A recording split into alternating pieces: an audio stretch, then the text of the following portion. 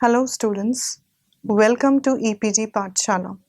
I am Dr. Meenu Sejpal, Assistant Professor in Economics from University Institute of Legal Studies, Punjab University, Chandigarh. Today we are going to talk on module Money Supply and Demand under the paper Managerial Economics. After completing this module, the students will be able to understand the concept of money, the concept of money supply, the concept of demand for money, and lastly, the different theories of demand for money. The concept of money. Can you think of one important thing or a commodity which, if withdrawn from the markets, can make the whole world still? Certainly, it is money. Money is the lifeline of any economy, as the movement of the economy on the growth chart relies very heavily on money. Such is the importance of money that any sharp changes in this variable can lead to a crash of the economy. In most of the theoretical models of income, output, and employment determination, the supply of money is assumed to be exogenously determined.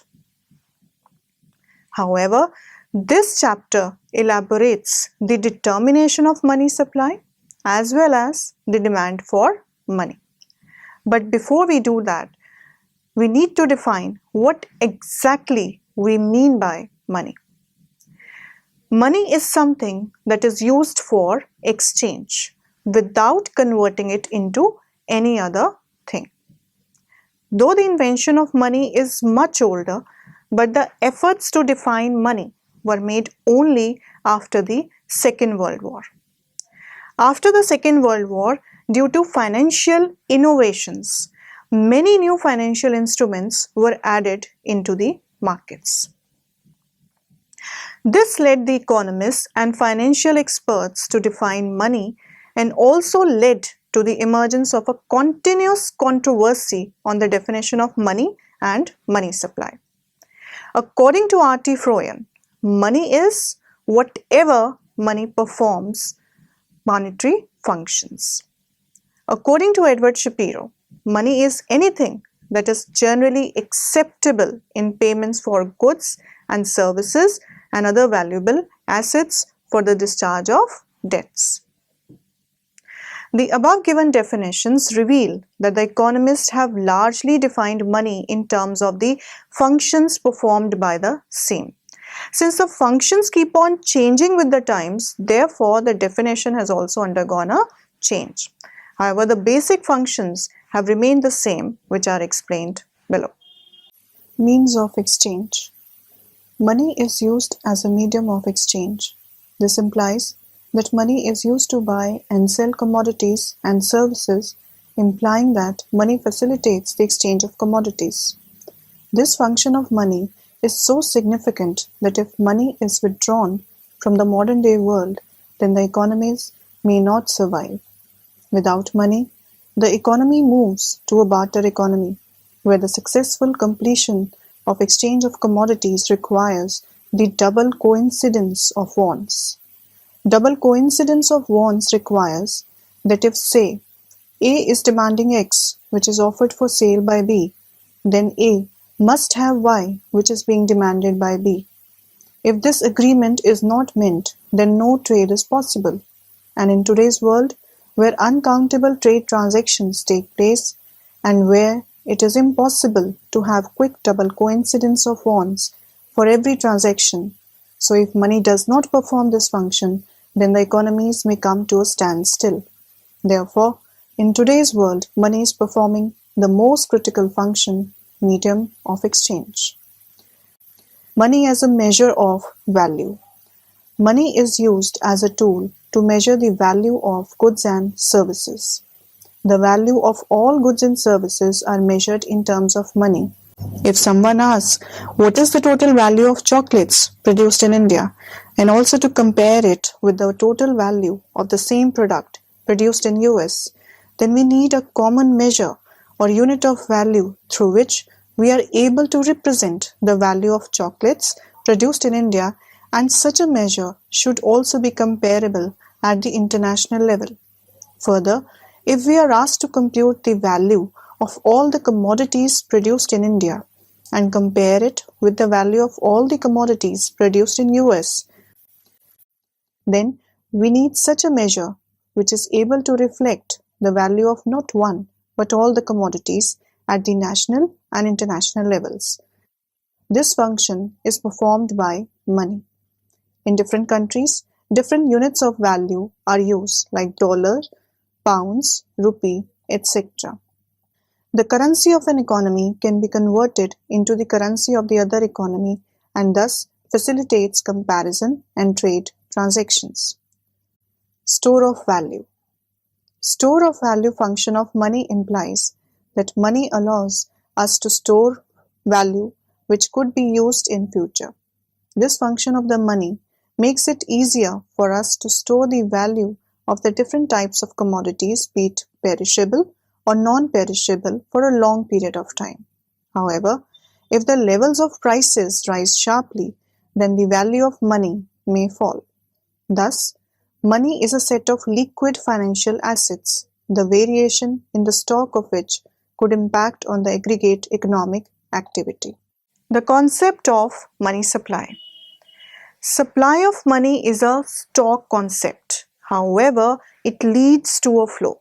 That's why money supply is also called as money stock or stock of money. There are different views to define supply of money. As per the traditional school, money supply covers currency in circulation and demand deposits. Monetarist school believes that money supply includes currency in circulation, demand deposits, and time deposits. Liquidity approach has given a much broader definition of money. It defines money supply as currency in circulation, demand deposits, time deposits with the banks, savings bank deposits, and shares and bonds. Thus, this group has given a wider definition. Lastly, the central bank approach has defined money supply as currency in circulation, demand deposits, deposits with the non-banking financial intermediaries, and credit of the unorganized sector. Since money is a much wider concept as it performs many functions, therefore every economy releases different measures of money supply. The money released by the central bank is called as the high power money. In India, RBI, being the central bank, releases different measures of money supply. These measures have been revised from time to time, and the latest measures are given in table 3.1. Measures of money supply in India. Table 3.1 shows the different measures of money supply in India given by the RBI. M0, which is the reserve money, is equal to currency in circulation plus bankers' deposits with the RBI plus other deposits with the RBI. M1 is equal to currency with the public plus demand deposits with banks plus other deposits with the RBI. M2 is equal to M1 plus post office savings bank deposits. M3 is equal to M1 plus time deposits with the commercial and cooperative banks. And lastly, M4 is equal to M3 plus total post office deposits comprising time deposits and demand deposits, which excludes national savings certificates. The concept of demand for money. Demand for money implies money which is over and above the requirements for consumption and other daily requirements. It is the average amount of money held by individuals for transaction and precautionary motives over a period of time. Demand for money is different at different points of time. This variable is determined by frequency of income received, income of the consumer, uniform spending pattern, and lastly, the rate of interest. When the frequency of income received increases, the demand for money decreases, vice versa, implying a negative relationship between the two. When the income of the consumer increases, the demand for money also increases. vice versa, signifying a positive relationship between the two. Further, as the spending pattern of the consumer becomes uniform, the demand for money also increases, and vice versa. All the theories on the demand for money agree on the point that the income elasticity of demand for money is positive, which has also been proved empirically. However, the problem remains in its relationship with the rate of interest. Given below are the different theories which explain the determinants of the demand for money.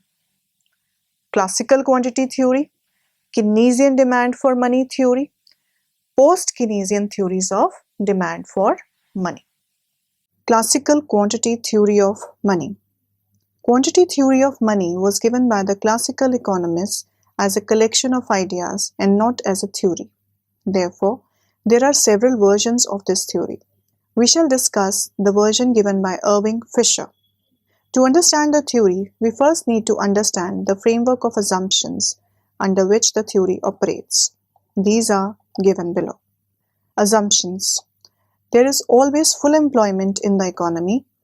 Full employment implies that all those who want to work get work, and if there is any kind of unemployment, then it is voluntary. Secondly, the wages, interest, and prices are flexible. Flexibility implies that these variables can be increased and decreased easily. That is, there are no legal restrictions on increasing or decreasing wages, prices, and interest. Thirdly, money performs only the function of medium of exchange. So the store of value function of money was not accepted by the classical economists. Lastly, no interference by the government in the markets. That is, the markets are free to operate and decide the pricing and output decisions without any hindrance from the government. Fisher's version of the quantity theory is expressed as MV is equal to PT, which is equation 1, where M is equal to money in circulation, V is equal to velocity of money, that is, the number of hands a unit of money is exchanged, P is equal to the weighted average of all the individual prices, and T is equal to sum of the trade transactions per unit of time. PT shows the demand for money, that is, money is demanded for carrying out trade transactions or for buying goods and services. At any given point of time, the number of trade transactions for any economy remains constant. Likewise, the velocity of circulation also remains constant at any given point of time. Therefore, equation 1 can be rewritten as MV is equal to PT, where V and T are constant, or M is equal to P. Fisher said that there is a direct and proportional relationship between money supply and price level. So money supply determines the price level in the economy. His version of the theory is criticized on the grounds that it is a simple truth, and he could not explain the reasons for this relationship and also for not covering the store of value function of money. But nevertheless, positive relationship between money supply and prices do exist even today. Keynesian demand for money theory. Keynes added the store of value function of money and thus propounded the demand for money theory. As per Keynes, money is demanded for three main reasons. These are given below. First, transaction motive. Second, precautionary motive. And third, speculative motive.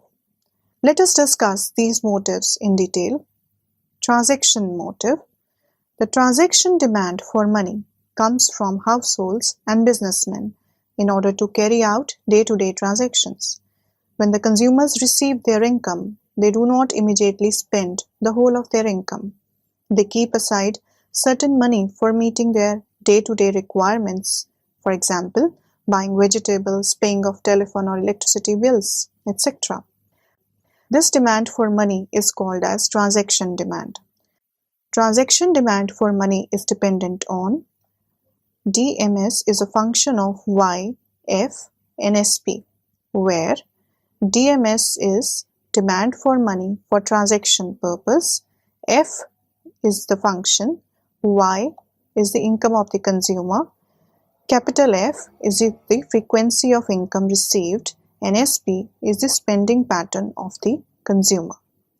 Frequency of income received implies how frequently the consumer receives his income, that is yearly, monthly, weekly, or daily.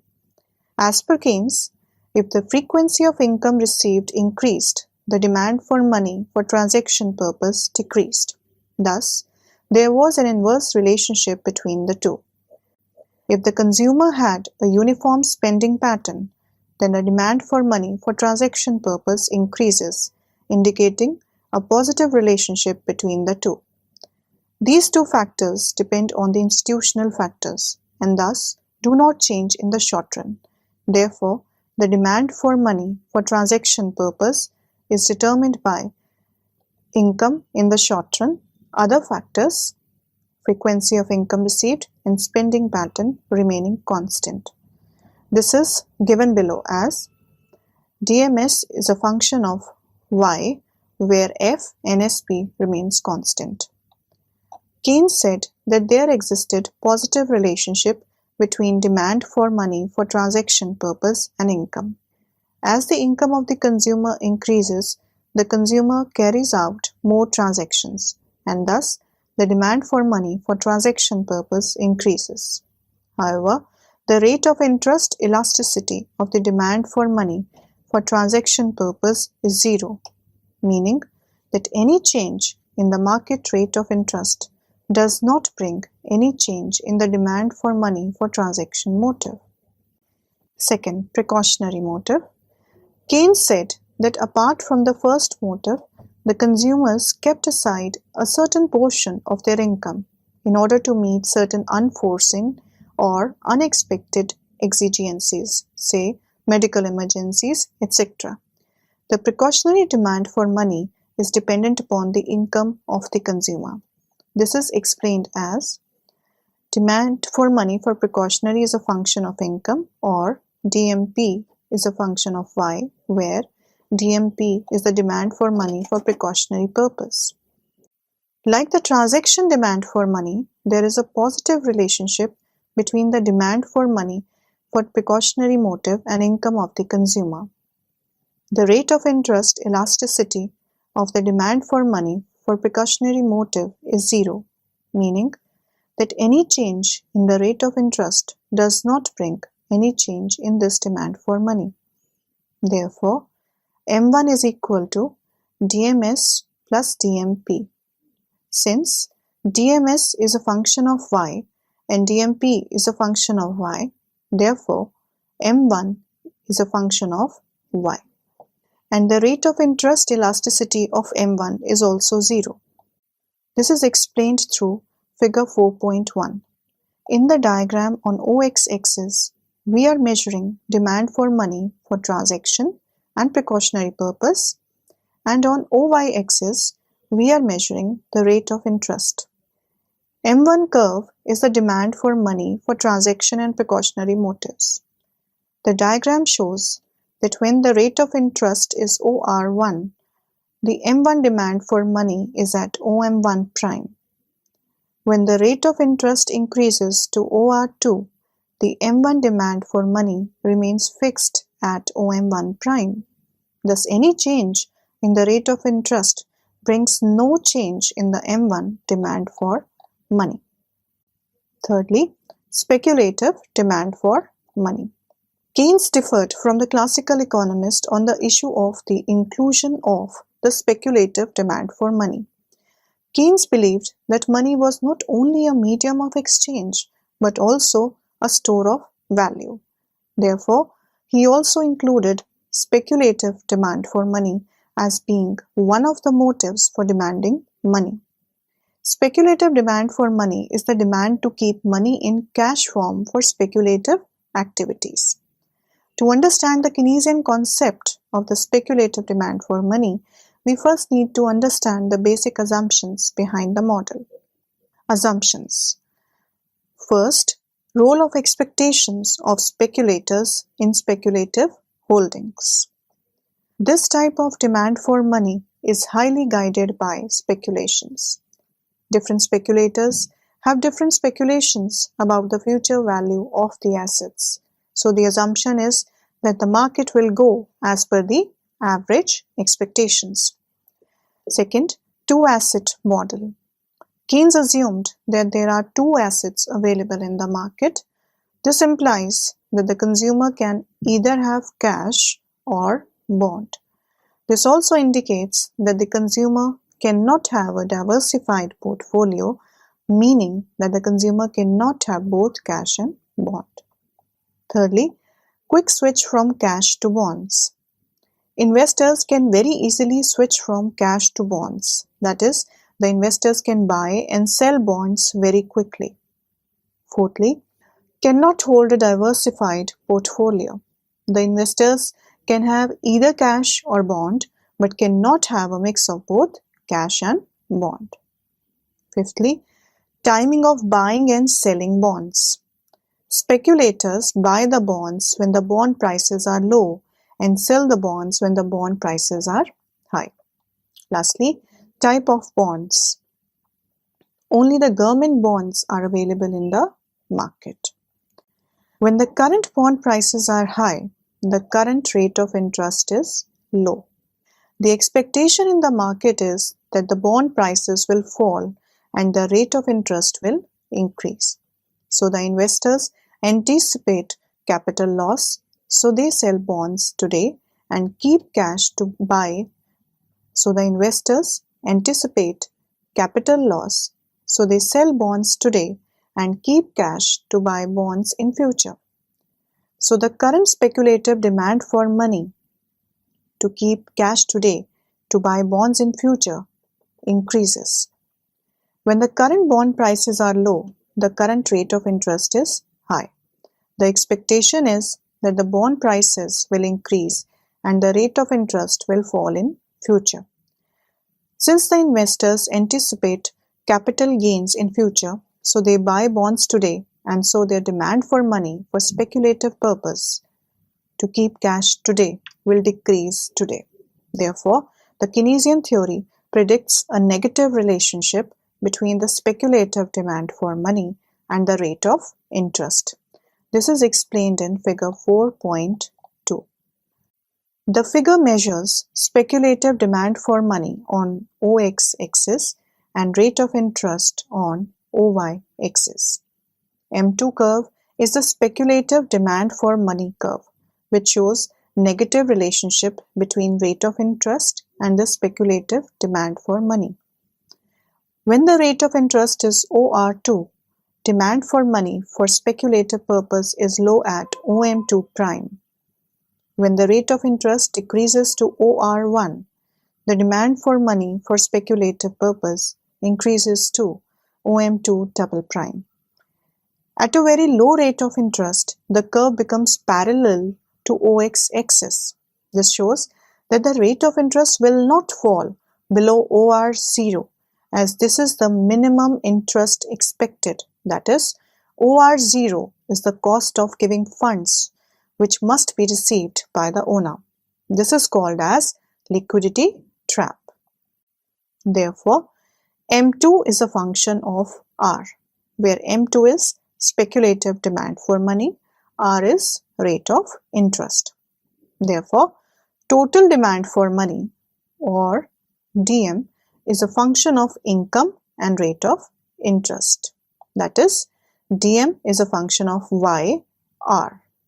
If income or Y remains constant, then DM is a function of R. So to find the total demand for money graphically, we add the fixed level of M1 demand for money of figure 4.1 to the speculative demand for money curve of figure 4.2, so that the resultant total demand for money curve will be flatter, DM as given in figure 4.3. The total demand for money at OR2 is ODM2. This total demand for money is obtained by adding the transaction demand for money to the speculative demand for money, that is, adding OM1 prime in figure 4.1 to OM2 prime in figure 4.2. Total demand for money has an inverse relationship with the rate of interest, just like the speculative demand for money. Thus, to conclude, we can say that the Keynesian theory is a much better theory than the classical theory, as it explains the three motives for demanding money, and it also highlights the store of value function of money.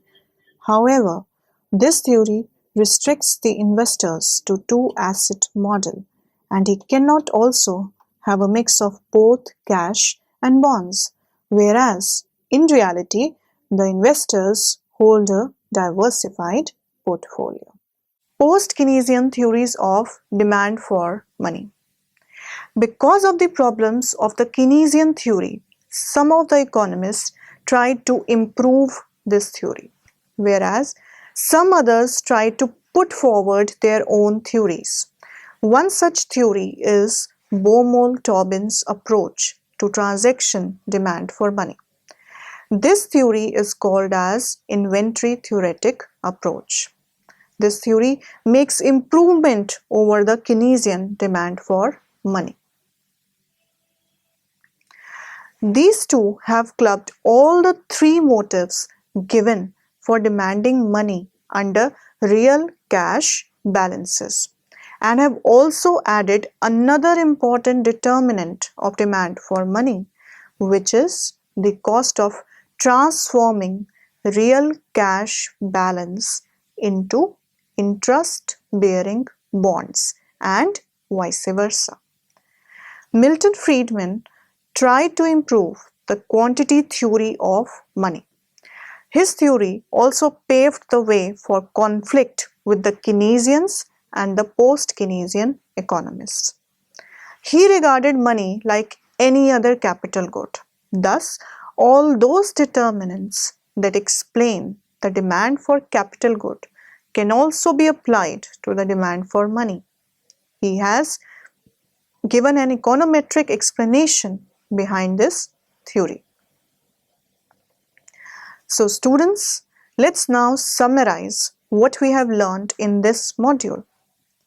In this chapter, we have discussed the concept of money, concept of money supply, and money demand. Though money is a very important variable in any economy, yet defining money or what constitutes money or what causes the supply or demand for money is a difficult task. Different economists have given different theories on money supply and money demand, which stress on the different functions of money. Thank you.